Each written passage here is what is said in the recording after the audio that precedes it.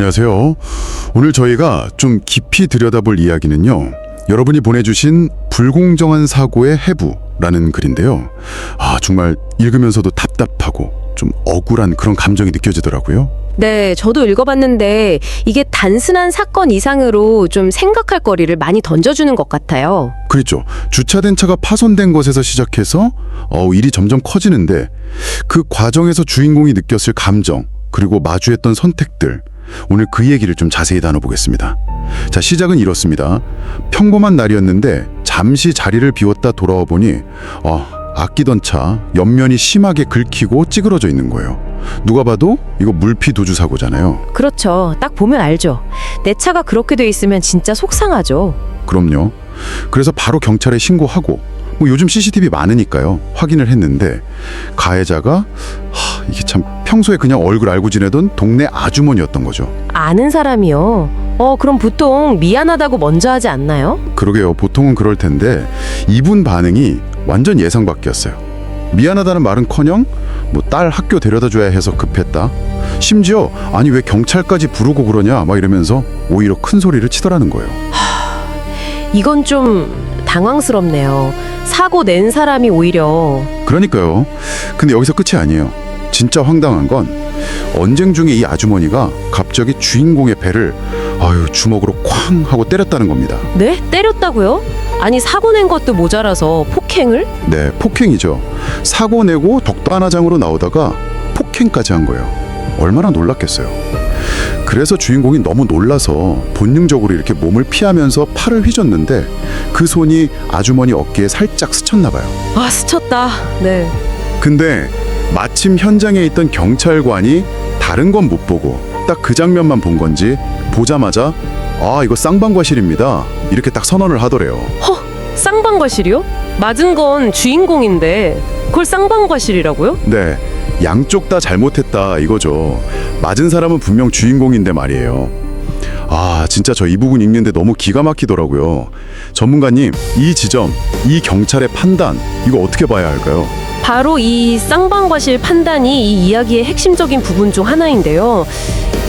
이게 뭐랄까, 폭행의 피해자에게 가해자와 동일한 책임을 묻는 것처럼 들릴 수 있잖아요. 그렇죠. 딱 그렇게 들리죠. 네, 물론 법적으로는 방어 행위 중 접촉이 있었다면 따져볼 여지는 있겠지만 사건의 전체적인 맥락이나 그 피해 상황, 누가 먼저 폭력을 행사했는지 이런 걸 충분히 고려하지 않은 것처럼 보일 수 있다는 거죠. 특히 현장에서 즉각적으로 그렇게 단정 짓는 건 좀 문제가 있어 보입니다. 게다가 피해자 입장에서는 얼마나 억울하겠어요. 내가 맞았는데 왜 나도 잘못한 게 되나 이런 생각 들잖아요. 맞습니다. 그게 바로 피해자 비난, 빅팀 블레이밍처럼 느껴질 수 있는 아주 민감한 지점이에요. 내 피해 사실이 인정받지 못하고 오히려 내게도 책임이 있다는 식으로 몰아가는 듯한 느낌. 정말 불쾌하고 상처가 될 수 있죠. 근데 글을 보면요, 주인공이 당시에 그 경찰관하고 가해자 아주머니 사이에 뭔가 좀 미묘한 기류 같은 걸 느꼈다고 하거든요. 네, 그 부분 저도 봤어요. 마치 서로 아는 사이인 것처럼 느껴졌다는 거죠. 눈빛이라든지 말투 같은 데서요. 네네.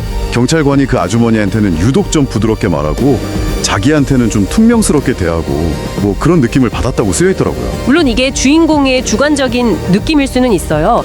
하지만 중요한 건 공정해야 할 경찰 앞에서 이런 의심이 들었다는 사실 자체죠. 객관적으로 사건을 처리해야 하는데 혹시 개인적인 관계라든지 다른 요인이 작용한 건 아닐까, 이런 의심이 드는 순간 그 상황 전체에 대한 신뢰가 그냥 무너져 버리는 거거든요. 정말 그런 의심이 들었다면 그 자리에서 무슨 말을 들어도 믿기 어렵고 받아들이기 힘들었을 것 같아요.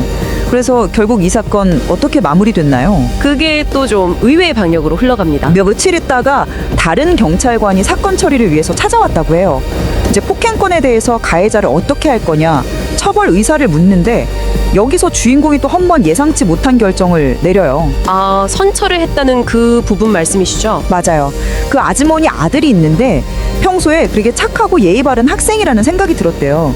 그래서 그 아들 얼굴이 떠올라서 결국 처벌을 원하지 않는다. 그러니까 선처를 하기로 마음 먹었다는 거죠. 참 복잡한 심경이었을 것 같았어요. 정의를 세우고 싶은 마음하고 또 어떤 개인적인 연민 사이에서의 갈등. 그렇죠. 정말 쉽지 않은 결정이었을 텐데 이 선처 결정이 참 흥미로운 지점인데요.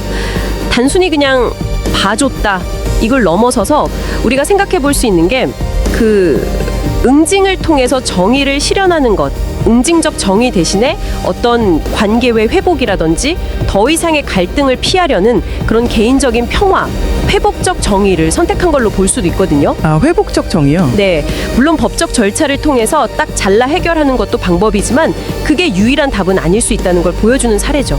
물론 그 과정에서 본인이 겪었을 내적 갈등은 정말 상당했을 거고요. 그렇죠.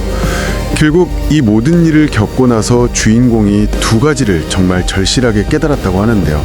하나는 사람은 정말 겉모습만 보고 판단해서는 안 된다는 거. 그렇죠. 그 아주머니의 첫인상과 실제 행동이 너무 달랐으니까요. 네. 그리고 또 하나는 경찰이라는 조직 안에도 정말 다양한 사람이 존재한다는 현실. 정직한 분도 있지만 그렇지 않은 사람도 있다는 걸 직접 겪으면서 알게 된 거죠. 맞습니다. 이 경험은 어떻게 보면 우리가 흔히 가지고 있는 어떤 고정관념들, 뭐 예를 들어 이웃은 다 좋은 사람일 거야 라든지 공권력은 항상 정의롭고 공정할 거야 같은 그런 믿음들이 깨지는 순간이었을 수 있어요. 네, 그런 믿음이 좀 깨졌을 것 같아요. 동시에 또 생각해 볼 점은 첫 번째 경찰관과는 다르게 그래도 절차대로 일을 처리하려고 했던 두 번째 경찰관의 모습도 있었다는 거잖아요. 이건 결국 어떤 시스템 자체의 문제라기보다는 그 시스템을 운영하는 사람이 얼마나 중요한지를 다시 한번 생각하게 만드는 부분이죠. 맞아요. 결국 이 이야기는 단순한 자동차 사고 기록, 폭행 사건 기록 이런 게 아닌 것 같아요. 그 사건 자체보다 그 이후에 겪게 된 예측 불가능한 사람들의 반응, 또 공정성에 대한 기대가 무너졌을 때 오는 그런 실망감, 그리고 분노와 용서 사이에서 길을 찾아야 했던 한 개인의 어떤 깊은 고민을 담고 있는 거죠. 네, 특히 그 자신을 때리고도 당당했던 가해자, 그리고 그 상황을 쌍방과실이라고 그냥 덮으려고 했던 것처럼 보였던 그 첫 번째 경찰관에 대한 분노는 여전히 좀 남아있다고 하더라고요. 그럴 수밖에 없을 것 같아요. 여기서 우리 모두에게 한번 질문을 던져볼 수 있을 것 같아요. 만약 여러분이 비슷한 상황에 처했다면, 그러니까 명백히 내가 피해자인데 이거 쌍방과실입니다, 이런 식의 좀 부당한 이야기를 듣게 된다면 여러분은 어떻게 하시겠습니까?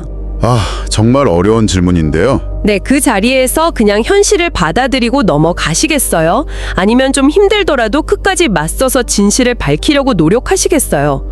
뭐 정답이 있는 건 아니지만 오늘 저희가 나눈 이야기를 통해서 한 번쯤 스스로의 가치관이나 대응 방식에 대해 고민해보는 것도 의미가 있을 것 같습니다. 네, 오늘 함께 들여다본 이야기는 여기까지입니다.